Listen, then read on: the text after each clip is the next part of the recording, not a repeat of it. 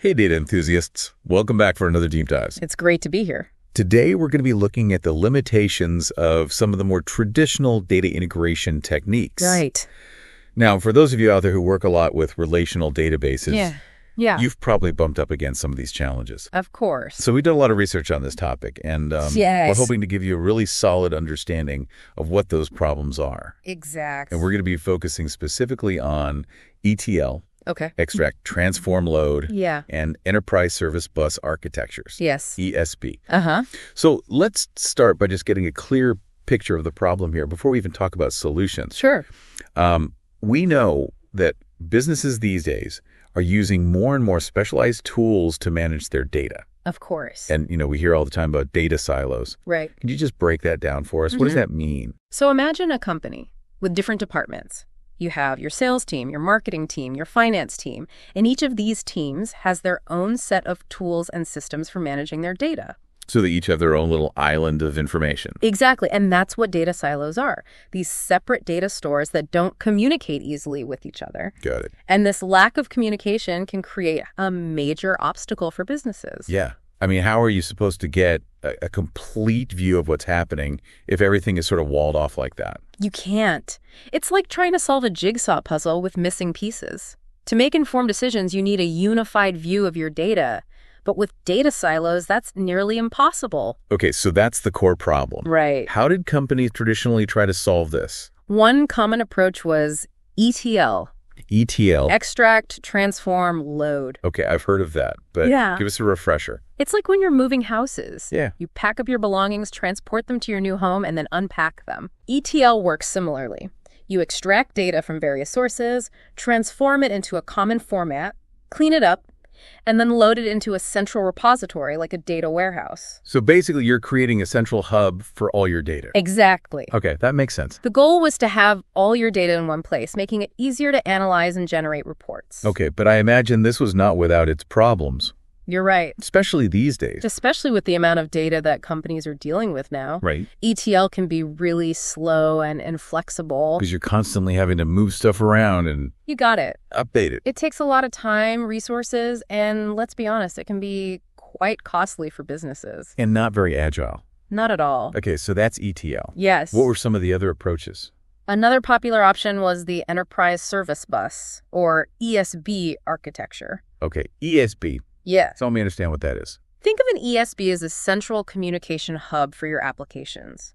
It allows different applications to talk to each other and exchange information. Oh, so it's like a universal translator for your software. Exactly. It facilitates communication between applications, even if they're built on different technologies. That's pretty cool. Right. But what's the catch? If it can get different systems talking, shouldn't that solve the silo problem? Not quite. While ESBs excel at operational tasks like ensuring smooth transactions between applications, they're not really designed for deep data analysis. They help applications talk to each other, but they don't really help you analyze the data that those applications are using. Okay, so it helps with the operations, but not necessarily the analysis. You got it. So where does that leave us? Well, we've got ETL, which can be slow and expensive, and ESB, which is great for applications talking, but not for data analysis. Right. So that's where data virtualization comes in, and that's what we'll talk about in the next part of our deep dive. Okay, data virtualizations. Stay tuned. We're going to get into all that after the break. Sounds good. Okay, so we left off talking about ETL and ESB and their limitations. Yeah. And you mentioned data virtualization as a potential solution to these challenges. Right. So can we dig into that a bit? What exactly is data virtualization and how is it different from those older approaches? Sure. So instead of physically moving data from one place to another like we do in ETL, data virtualization creates like a virtual layer on top of your existing data sources. A virtual layer. Oh. Okay, I think I'm going to need an analogy here. All right. Imagine a map of a city. Right? The map shows you where all the buildings and roads and parks are, but it doesn't actually move those things around. Okay. A data virtualization layer is kind of like that map. It lets you see where all your data is, what it looks like, and how to access it, but the data itself stays right where it is. So no more packing and moving data around like we were talking about with ETL. Exactly. And because you're not physically moving the data, it can be much faster and more efficient to work with. Okay, I'm starting to see the appeal, but how does this virtual layer actually work? Is there some kind of magic happening behind the scenes? Well, not magic, but it is pretty clever data virtualization tools. Use something called a query federation engine. And when you want to access data, this engine sends out queries to your different data sources, whether it's databases, cloud applications, or wherever your data is stored.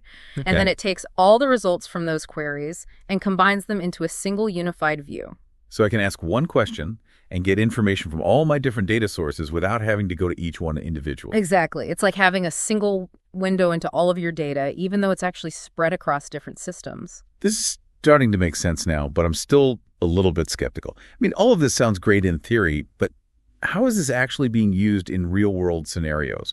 What are some concrete examples of how businesses are benefiting from data virtualization? Well, let's take business intelligence, for example. We were talking earlier about how with traditional methods, you often had to wait for IT to build data pipelines and generate reports, which could take weeks or even months. Right, and that's just not feasible in today's fast-paced business environment. Exactly. But with data virtualization, business users can actually create those reports and dashboards themselves without having to rely on IT to prepare the data for them. So no more waiting around for reports. That's huge. I bet our listeners are already seeing the potential here. They can access the data they need in real time, combine it from different sources, and get the insights they need to make quicker data-driven decisions. Wow. So it really puts the power of data analysis directly into the hands of the people who need it the most. That's the goal, and this is just one example. Another powerful use case is creating a single customer view, which is something that many businesses struggle with. The holy grail of customer relationship management, right? Exactly. I mean, think about all the different ways that a customer might interact with your business. They might visit your website, browse your products on their mobile phone call, your customer support line, or make purchases either online or in a physical store. Right. So you've got all these different touch points, but the data is siloed. Yeah, traditionally all that data would be scattered across different systems, so you would only have a fragmented view of the customer journey. And that makes it really difficult to understand your customers and provide them with a seamless experience. Exactly. But with data virtualization, you can integrate all of that customer data into a single unified view. You can see their purchase history, their website browsing behavior, their interactions with customer support all in one place. So you get a 360-degree view of the customer. That's incredible. And with that comprehensive view, you can understand their needs and preferences on a much deeper level. You can personalize your marketing messages, provide proactive customer service, and ultimately create much better customer experience. Sounds like data virtualization is taking customer relationship management to a whole new level. What other industries are seeing a big impact from this technology? Well, healthcare is another great example. Hospitals and healthcare providers are using data virtualization to integrate data from all sorts of sources. Things like electronic health records, medical imaging systems, lab results, wearable devices, you name it. So they can make more informed decisions about diagnosis and treatment plans. Exactly. And because they can access this data in real time, they can also respond to changing patient needs more quickly and efficiently. This all sounds really promising, but I also want to talk about the other side of the coin. What are some of the potential challenges or pitfalls that businesses should be aware of when it comes to data virtualization? It can't all be sunshine and roses, right? Of course, not every technology has its challenges, and data virtualization is no exception. One common challenge is underestimating the complexity of actually implementing it. It's not as simple as just installing some software and flipping a switch. So what kind of planning and expertise do you need to make this work effectively? You really need to have a good understanding of your data sources, their formats, where they're located, how they relate to each other.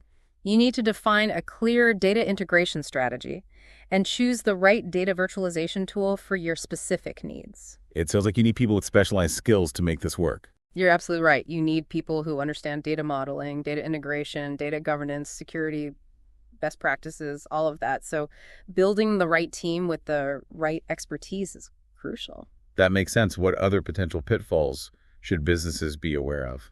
Another really important consideration is data governance. Remember, you're creating a single point of access to data from multiple sources, so you need to have strong security measures in place along with privacy policies and compliance procedures. Right. You need to make sure that the right people have access to the right data and that it's protected from unauthorized access. Exactly. And then there's the issue of performance optimization. You want to make sure that your data virtualization layer is delivering the speed and responsiveness that your business users need. Right. We talked about how data virtualization can be faster than ETL, but there are still things to consider to optimize performance. Yeah, you need to think about things like cache and query optimization and tuning the data virtualization platform to make sure that it's running smoothly and efficiently. And this might require ongoing monitoring and adjustments as your data volume grows and usage patterns change. So it's not a set it and forget it type of solution. Not really. You need to be proactive about monitoring performance and making adjustments as needed to make sure that your data virtualization solution continues to meet your needs. I see. There's definitely more to it than meets the eye, but it sounds like the potential benefits can outweigh those challenges if you approach data virtualization strategically. I think so too. It's a powerful tool that can really transform the way that businesses access and leverage their data, but it's important to go into it with a clear understanding of the complexities and potential pitfalls and have a well-defined plan in place. This has been a really enlightening conversation so far, but before we wrap up, I'm curious to hear your thoughts on the future of data virtualization. What trends and advancements do you see on the horizon? That's a great question, and that's actually what we're going to be talking about next. All right, so before the break, we were starting to talk about the future of data virtualization. Yes. What trends and advancements are you most excited about? Well, one of the biggest trends we're seeing is the integration of data virtualization with cloud computing. Okay. As more and more businesses move their data to the cloud, Right. data virtualization is becoming really important for providing a unified view of that data. So it's kind of like a bridge between the on-premises world and the cloud. Exactly. And I think that trend is only going to accelerate as cloud adoption continues to grow. Makes sense. We're also seeing the emergence of data virtualization as a service. Okay, data virtualization as a service. Or DVAS. DVAS. Which basically makes it even easier for businesses to use data virtualization. So no more setting up and managing servers and all that. Right. It's similar to how software as a service, or SaaS, has made it easier for businesses to use applications without having to manage the infrastructure. Okay, so it's all about simplifying things. Exactly. What else are you seeing out there on the horizon? Another really interesting area is the use of artificial intelligence and machine learning in data virtualization. Okay, AI and data virtualization. Yeah. How are those two things coming together? Well, AI and machine learning can help automate a lot of the tasks involved in data virtualization. Okay. So, for example, AI can be used to automatically discover and classify data sources. Okay. Or identify data quality issues. It can even help recommend optimal query plans and predict future data needs. Wow, so it's like having a smart assistant for your data. Exactly. Okay, that's pretty cool. And as those AI and ML technologies keep improving, right, we can expect to see even more sophisticated applications in the world of data virtualization. That's exciting stuff. But, with all this talk about the future, Yeah. I want to bring it back to the present for a minute. Okay. What advice would you give to businesses that are just starting to explore data virtualization? Well, first of all, I would say it's really important to start with a clear understanding of your business goals. Yeah. What are you hoping to achieve with data virtualization? Don't just jump in without knowing what you want to get out of it. Exactly. Once you know what you're trying to accomplish, you can start to figure out your data integration strategy and then choose the right data virtualization solution for your specific needs. Makes sense. What else? I would also say don't be afraid to start small. You don't have to implement data virtualization across your whole company all at once. Okay. You can start with a pilot project, focusing on a specific use case or a department. So a phased approach. Exactly. And then as you start to gain experience, you can gradually expand your implementation to include more data sources and use cases. That's great advice. Anything else? Yeah. Don't forget about data governance. We talked about this earlier, but data security, privacy, and compliance are all really important things to consider. You need to make sure you have the right policies and procedures in place to protect your data and make sure you're meeting all the relevant regulatory requirements. So plan for that right from the start. Yes. And lastly, remember that data virtualization is a journey, not a destination. Okay. The world of data is constantly changing, so you need to be prepared to adapt your data virtualization strategy as things evolve. So be flexible and stay curious. Exactly. Data virtualization is a powerful tool that can really help businesses get the most out of their data. Right. And by embracing this technology and having a good strategy in place, businesses can really gain a competitive edge in today's data-driven world. Absolutely. Well, this has been a fascinating look at data virtualization. Thank you so much for sharing your insights with us today. It's been my pleasure. And to our listeners, thank you for joining us for another deep dive. Yeah. We hope you found it insightful and informative. Until next time, keep exploring the world of data.